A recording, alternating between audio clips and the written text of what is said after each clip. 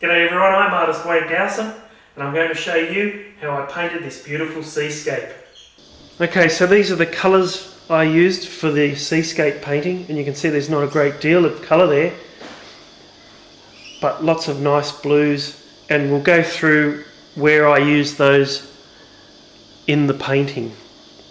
And I also don't use a huge amount of brushes, but I do like to have 2 or 3 brushes with colour on them at a time.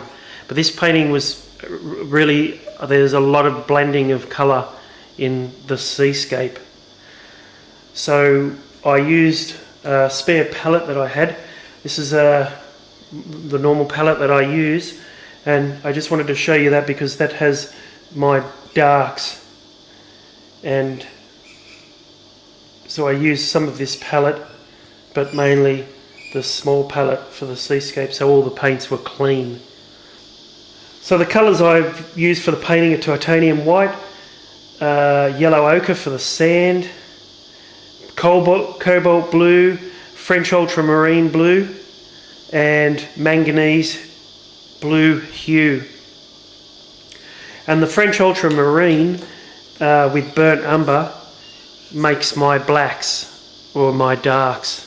So I don't have black, I always make black, and I use those 2 colours to make the darks.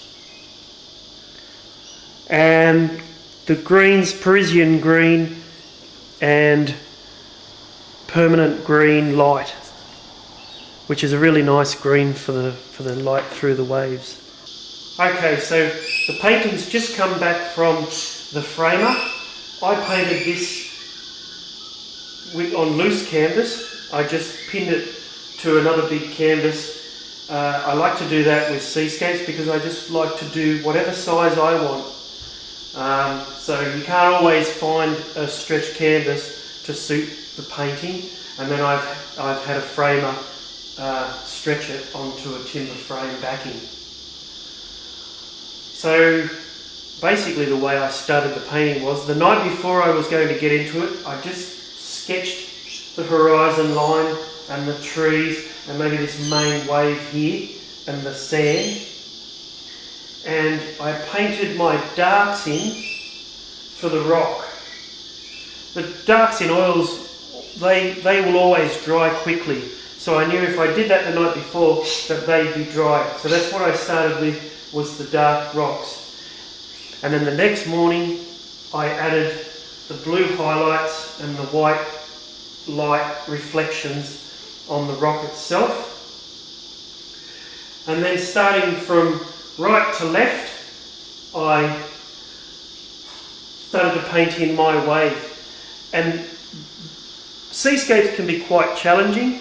There's a lot of colour, the way you apply the colour, and to paint that wet, to continue on and get a really good effect in the waves and colour, so that you can actually see the painting evolving, and it's looking good really quickly. Because if you were to paint this dry, you would start with all of your darks, and then you would bring the painting out. But you have to wait for those darks to dry before you can add the white, because it just makes a big mess when the painting's still wet.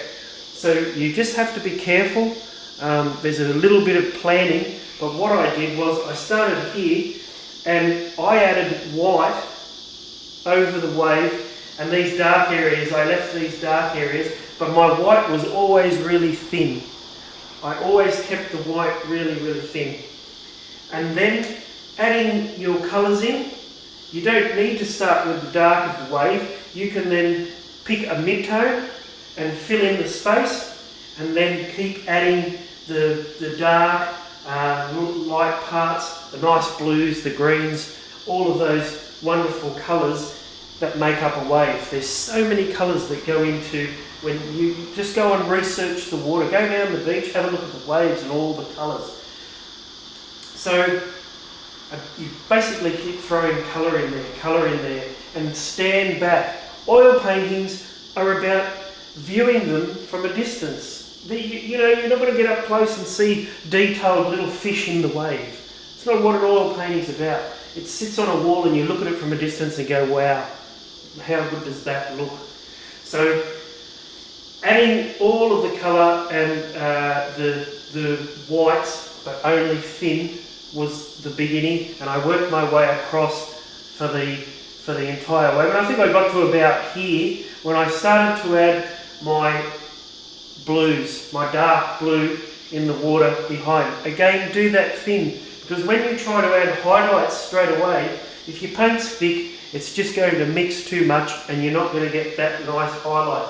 So with a small brush, I just started to add the highlights into the dark blue, but also, and you can't quite see it because of all the white that's over the whole thing with all the splashes that we'll get to last, but all the way through there's bands of different colour. The water's never just one solid colour, so add all those bands of colour.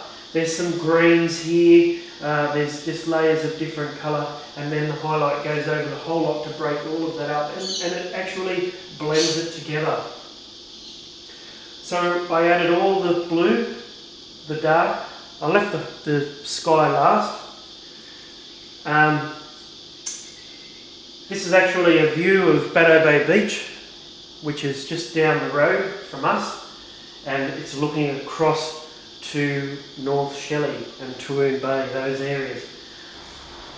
The sand, there was a lot of work there. Yellows take quite a while to dry. And also, there's a lot of violets. There's, like I said, there's so many different colours in the waves and the foam, and you've just got to play around and experiment, and that's the fun of painting. But keeping the general structure of the wave, the darks, you want the darks in there, you want the wave to kind of pull over, and then the sun to catch the tops of the wave. Once you get all that colour in,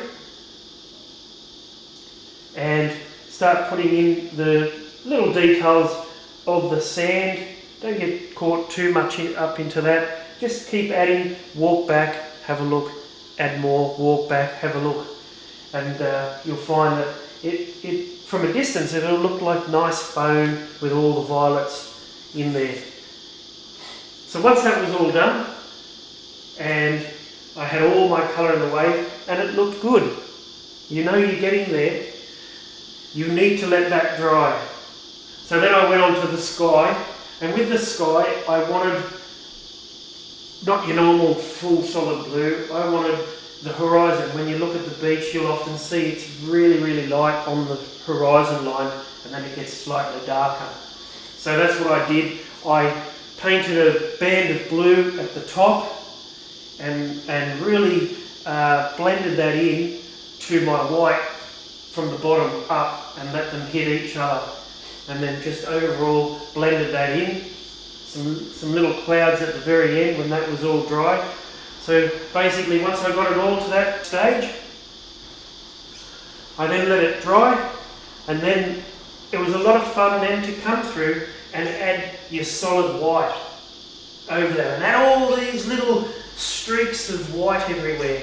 Now I had already done that, but because the paint was wet, you're blending it in more. Now you're just putting the solid white over the top of the whole thing while it's dry, so it really stands out. So you could add some thick, foamy water, play around with, I use my fingers, all sorts of things. And then once you do that, all I then needed to do was add some little highlights of white in the background water, little waves, and that breaks it up even more, and it blends it together with the white foam and the white highlights of the reflection of the sun. And then lastly, it was just a matter of flicking a brush with quite loaded with linseed oil and the paint to really water it down, make it more liquidy, and then just flick that brush, constantly flick the brush at the tops of all the peaks of waves so that you get that splash look. And from a distance it really looks like waves that are splattering everywhere. That's it from me. I hope you enjoyed the tutorial, and happy painting.